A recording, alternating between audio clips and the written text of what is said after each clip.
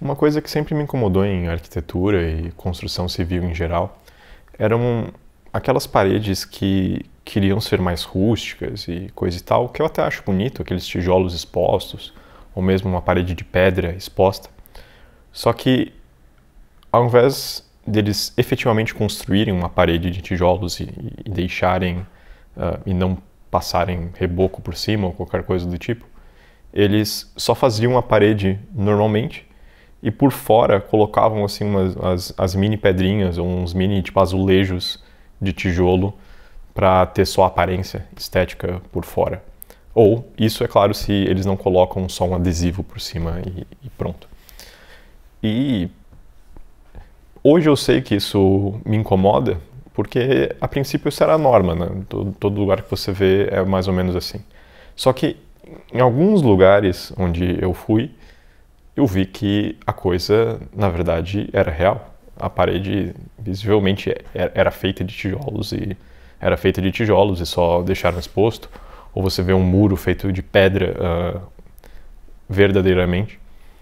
E uma vez que você vê a coisa real, tudo que é imitação passa a ser gritante aos seus olhos.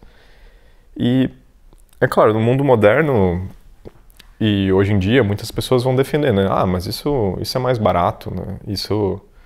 A aparência é quase igual e é muito mais barato. Por que eu não simplesmente faria a imitação? Ela é muito mais econômica, isso é muito mais racional.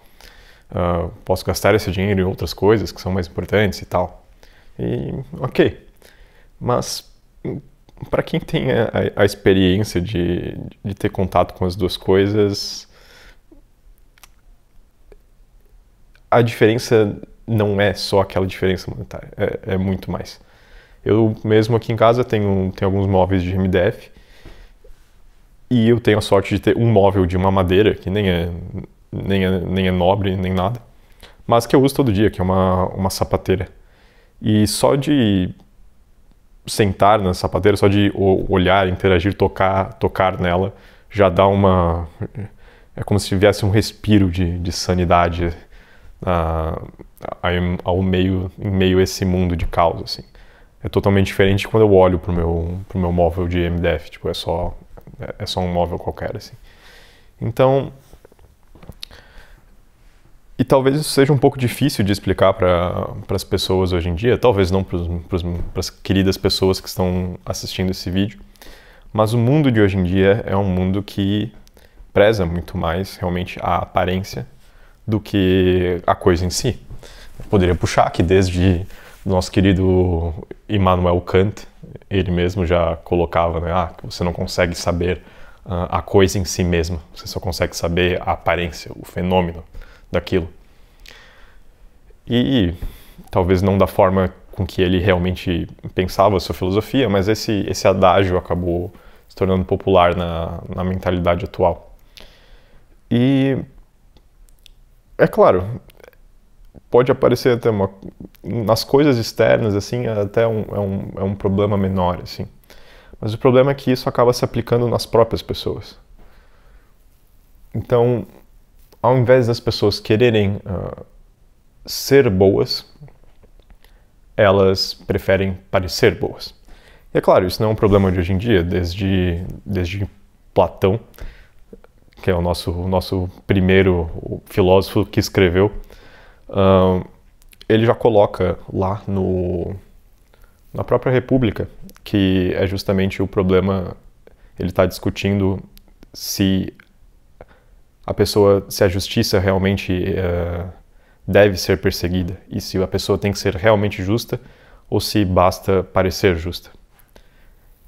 É claro que aí o oponente ali, no caso de Sócrates dentro da história, vai colocar que é muito melhor parecer justo ao mesmo tempo que você é injusto. Seria a posição mais vantajosa. Então isso é uma coisa muito antiga. Mas não vamos ir para essa parte moral tão fortemente. O que é mais interessante, e até fica mais próximo do exemplo dos móveis, é não necessariamente pela ótica da bondade da coisa, da virtude da coisa, mas pela ótica da beleza da coisa. Então, quando a gente pega o retrato de Dorian Gray, ele aborda essa questão exatamente dessa forma. O Dorian Gray vai lá, até lançaram um filme recentemente cuja história é parecida, para variar, colocar uma mulher. Mas o Dorian Gray, esse jovem, bonito, inocente, de quem é feito um retrato. E ao ver esse retrato, e com mais, enfim, influências externas, ele toma conta da sua própria beleza e que essa beleza vai definhar. E então ele faz uma prece pedindo para que o retrato envelheça e que ele continue jovem. Essa prece dele é atendida por forças não divulgadas. E então ele começa a aproveitar ele percebe isso e começa a aproveitar a sua juventude. Porém, não é só que ele deixa de envelhecer, todo tipo de ato que ele comete passa a não refletir na aparência dele. Então, é claro, aí você vai ter o ponto de vista moral. Ele começa a cometer atrocidades, ele causa o suicídio de pessoas, ele começa a ser extremamente cruel, além de hedonista, e além de usar drogas e tudo mais. E isso nunca afeta a aparência dele. Isso nunca afeta a inocência nos olhos dele. E é justamente isso que, ao longo do livro, faz as pessoas terem horror ao Dorian Gray. Ou, pelo menos, as pessoas que realmente o conhecem. E, ao mesmo tempo que tem horror, elas não conseguem se afastar dele, muitas vezes. Então, 2 exemplos é um de uma mulher cuja vida ele arruinou, que acabou virando uma mulher de alta sociedade, que acabou virando prostituta. E ela, sim, tenta fazer mal a ele de alguma forma. Agora, por outro lado, um antigo amigo dele, que inclusive quem pintou o retrato, até o final ele nega que o Dorian tenha feito qualquer coisa de errado. Ele ouve os boatos, coisa e tal, mas ele nunca acredita. Como uma pessoa tão bonita, como uma pessoa tão simples, fala de modos tão inocentes, poderia cometer tais atrocidades. E eu me lembrei disso recentemente quando eu vi mesmo. Claro, isso é uma história, mas eu vi essa história sendo refletida um pouco na realidade. Eu vi um vídeo assim de Instagram que estava comentando o caso de uma menina, ou melhor, de uma mulher que, quando era menina, por volta de 12 anos, fez creio que era um tiroteio, né, em lugares educacionais, e passou brevemente, assim, nem era o ponto do vídeo, mas passou brevemente uma cena dela sendo recolhida. E realmente você olha para os olhos daquela menininha sardenta, assim, e você simplesmente não imagina que ela teria cometido aquilo. O vídeo avança um pouco e mostra ela depois de vários anos, depois de dezenas de anos, porque ela sofreu, ela recebeu a pena de prisão perpétua. E ela sempre foi tentando apelar para ser aberto com a condicional, né? Só que aí você vai vendo no vídeo a evolução da aparência dela. E no caso ela definitivamente não tinha feito nenhum pacto com nenhuma entidade.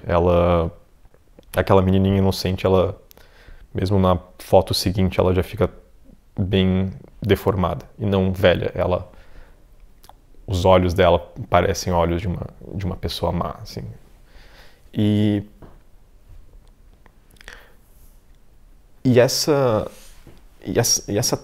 tensão entre a aparência, os modos e o que a pessoa realmente é,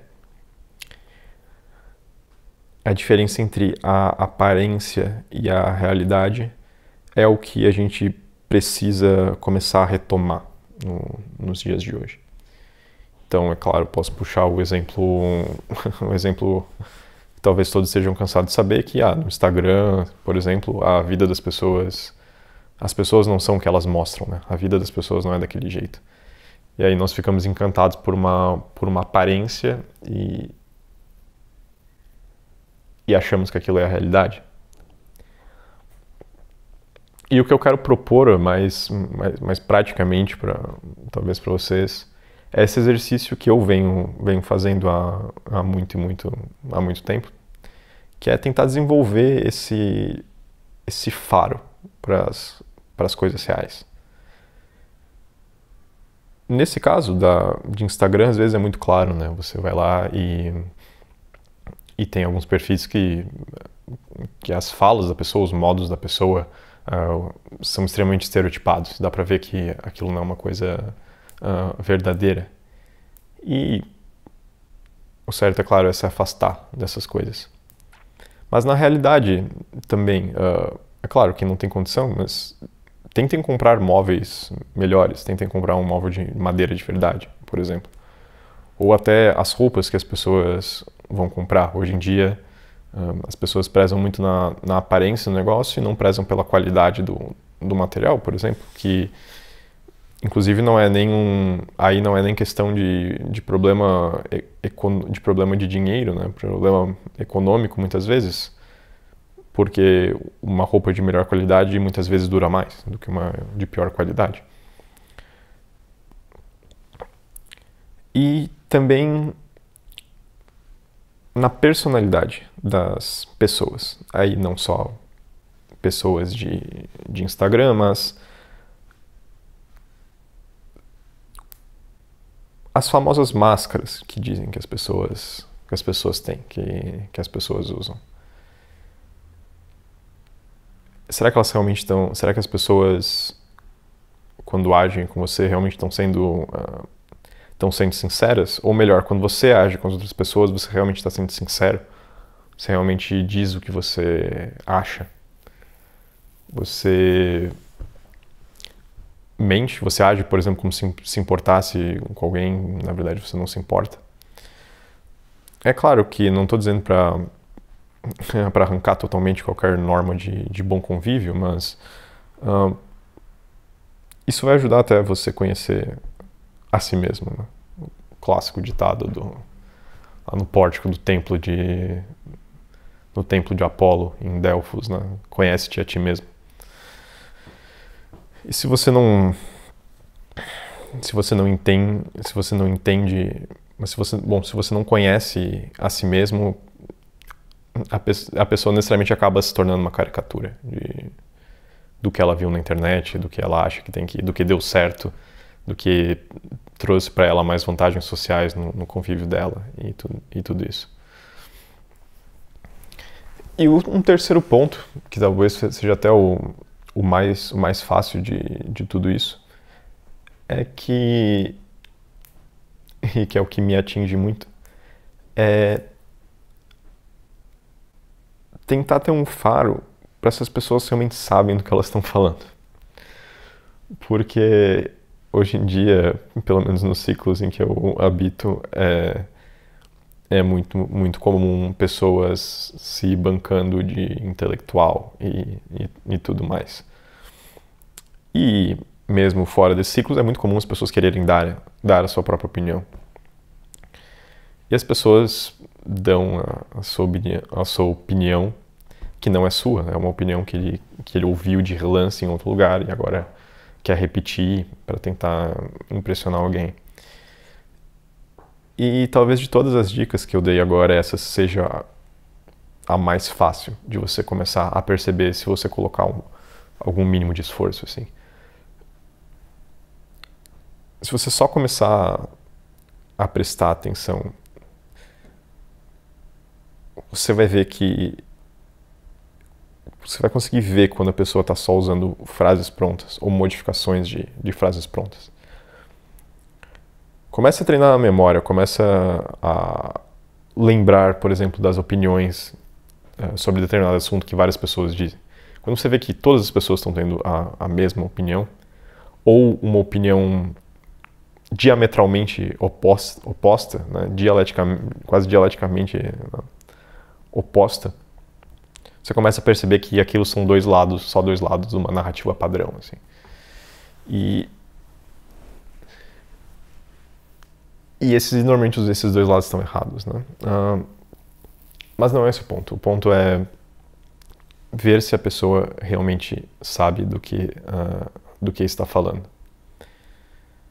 É claro que talvez para isso você não vai acertar sempre, talvez para isso vai precisar realmente começar a estudar alguma coisa, enfim, o que não seria um problema. Mas faça isso na sua própria vida, comece fazendo isso na sua própria vida. Toma aí, pegue um mês de abstinência de opiniões sobre assuntos os quais você não domina. E tenho certeza que depois desse um mês, você vai começar a perceber essa falta de conhecimento nas outras pessoas. E essa não é nenhuma sugestão nova. O professor Olavo de Carvalho já falava muito isso. Mas enfim, acho que já